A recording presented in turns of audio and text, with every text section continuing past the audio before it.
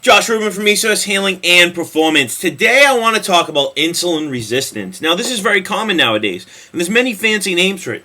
Syndrome X. You know, we're developing all these different things, and the bottom line is we're not really figuring out why people are insulin resistant. We're actually supporting it. You know, people get obese, we put them on diabetic medications, we put them on insulin. The problem is, yes, it is, of course, from lack of exercise, but a lot of times exercise actually pushes people more catabolic.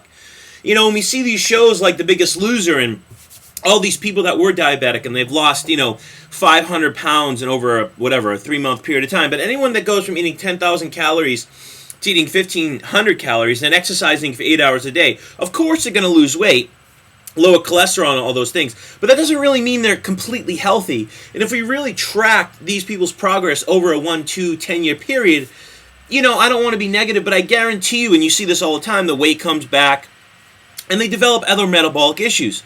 So why are so many people developing insulin resistance? And this is a completely man-made disease. So if you have it, unfortunately, it's what we do and how we live, and maybe what our parents gave us energetically or genetically that's creating it, that kind of sets the stage for that. But it's really how we live and the choices we make that really create our life. You get out of life what you put into it. So some of the reasons people end up with insulin resistance or blood sugar levels they can't actually regulate is basically eating a diet high in carbohydrates. And I'm talking about your refined, processed carbohydrates, your box food, your canned food, all that stuff that's in the middle of the grocery store that really is a dead food. It takes more energy from you than it actually provides you. And a lot of these foods, besides having chemicals, they're basically high in starchy grains and flour that can easily create insulin resistance.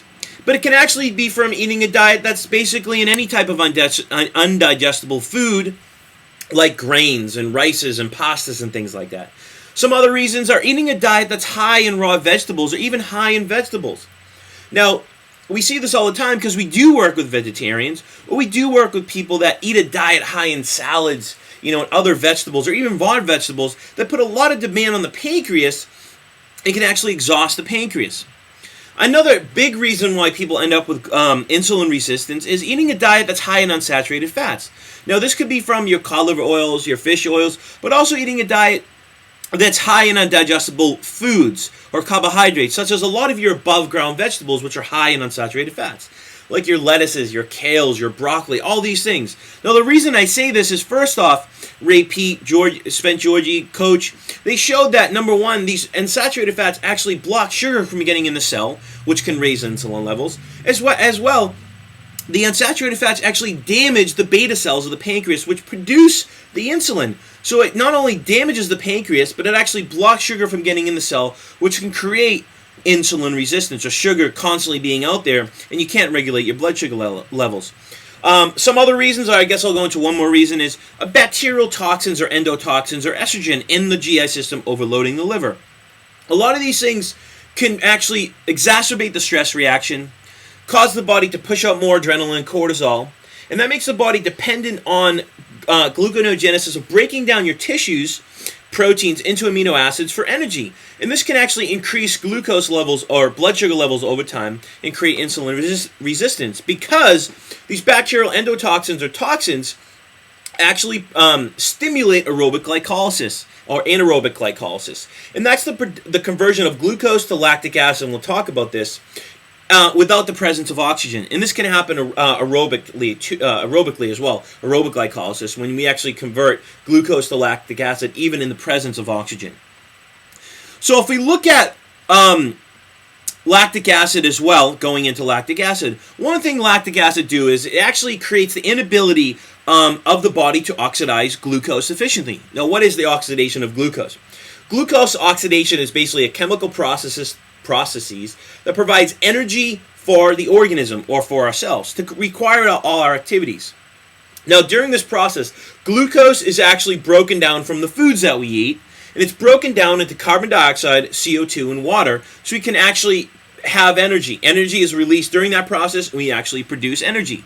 So lactic acid production from bacterial endotoxin, from the stress reaction in the body, from eating a diet high in let's say, fermented foods, or diet that's high in, eating a diet that's high in ground beef, because when the ground beef is actually exposed to oxygen, the beef itself, or what's in the beef, the microorganisms, actually convert glucose to lactic acid. Now, this puts a huge strain on the liver. It downregulates cellular respiration, like we talked about, or energy production and CO2 production. It actually increases cortisol production in the body. It increases our conversion of protein to amino acids, and this creates kind of a reliance on this gluconeogenesis. It causes the mobilization of free fatty acids from fat stores in the tissues, which inhibits the use of glucose in the body and makes the body rely on protein to amino acid breakdown. Now, something else we need to look at, I'm going to read it right from Ray Peat's article, is estrogen. Now, there's two kinds of estrogen. There's aromatase, which converts male hormones into estrogen, and there's beta-glucuronidase, which converts the inactive estrogen glucuronides into active estrogen. The healthy liver inactivates practically all estrogen that reaches it, mostly by combining it with sugar acid, glucuronic acid. This makes the estrogen water-soluble, so it can be eliminated in the urine and detoxified by the liver. But when it passes through an inflamed tissue, this lactic acid production from the overworking out, from toxins in the GI system, from not regulating blood sugar, from eating high amounts of unsaturated fats, from eating a diet high in ground beef and all those things. What's going to happen is when it passes through the inflamed tissue, these tissues actually contain a large amount of beta-glucuronidase, which will remove the glucuronic acid, leaving the pure estrogen to accumulate in the tissues. Now, when this happens, estrogen by itself can actually stimulate the adrenal glands to produce cortisol, stimulate the pituitary to release ACH, which stimulates the adrenal glands to continue to release cortisol, which once again, among other things, it actually perpetuates the inflammatory cycle and perpetuates gluconeogenesis, which can lead to insulin resistance. Now, how do we combat this? Of course, it's a process, and YouTube's not going to cover it, but eating a lot of unsaturated fats like coconut oils and butters, they actually help the body regulate blood sugar levels, and they actually help the body detox from unsaturated fats. Sven Georgi, coach, and Ray Peat showed that DHEA actually helps to repair the beta cells of the pancreas. Now, you have to be careful with DHEA in the form of DHEA you're taking, because if you put it into a stressed body, there's a high convergence of DHEA to estrogen, which will perpetuate the problem. So you've got to be careful who you use it with and when you use it. Certain things like aspirin, food elimination, eliminating all these unsaturated fats from your diet, eating a diet that is in the right amount of anti-inflammatory proteins like dairy, eggs, and broth, and gelatin, as well as figuring out what's going on in the gut and healing the gut flora to relieve these toxins out of the body so we downregulate anaerobic glycolysis. So hopefully you've enjoyed this clip. It's a quick one. I'm talking fast because I'm super busy, and I'm out of here.